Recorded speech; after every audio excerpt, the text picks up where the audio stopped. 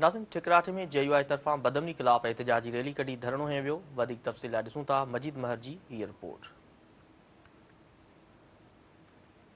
जमियत उलमा इस्लाम सखर पारां टिकराठो में अमुन रैली कढी वई।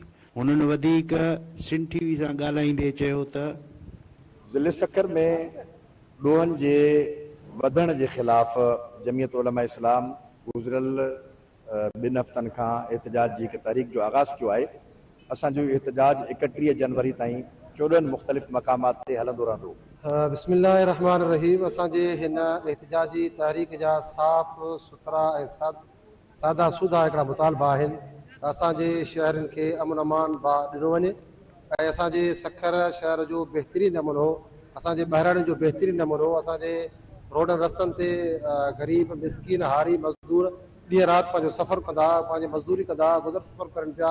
अफ़सोस जो चंद महीननि जे अंदरि जाको SSP अज़हर मुग़ल साहब जी ताइनात थी आहे, उन खां पोइ अमन अमान जी सूरत हाल ख़राब थी वई आहे। बिस्मिल्लाहिर्रहमानिर्रहीम। साईं, असांजो मुतालबो सीधो साधो आहे त सखर जे अंदरि अमन खे बहाल कयो वञे।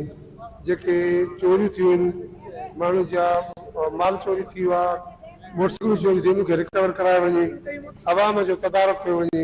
इन एहतजाज जो बुनियादी मक़सदु इहो आहे त अमन अमान खे बहाल कयो वञे ऐं जेके बि जराइम ऐं ॾोह थिया आहिनि उन्हनि जी रिकवरी कई वञे। ग़रीब माण्हू आहे, उनजो ढोर आहे, उनजी डगी आहे, उनजी मोटरसाइकिल आहे, उनजी सोलर प्लेट आहे, त उहा उनखे रिकवर कराए ॾिनी वञे। अॻुवाणनि जो चवणु हो त सखर पुलिस पारां अमुन जी दावा करणु ग़लति साबित थियो आहे। हर ॻोठ, हर बस्ती, हर वाण, हर शहर में बदमनी उरूज ते आहे। ॿियो त संगरार मां केतिरा साल अॻु में अगवा थियल मासूम नींगरी प्रिया कुमारी पिणु हिन महिल ताईं आज़ादु न थी सघी आहे। अॻुवाणनि सिंध सरकार ऐं IG सिंध खां मुतालबो कयो त फौरी तौर सखर ज़िले में अमुन बहाल कयो वञे ऐं प्रिया कुमारी खे आज़ादु कयो वञे। कैमरा टीम सां गॾु मजीद महर, सिंध TV न्यूज़, टिकराठो।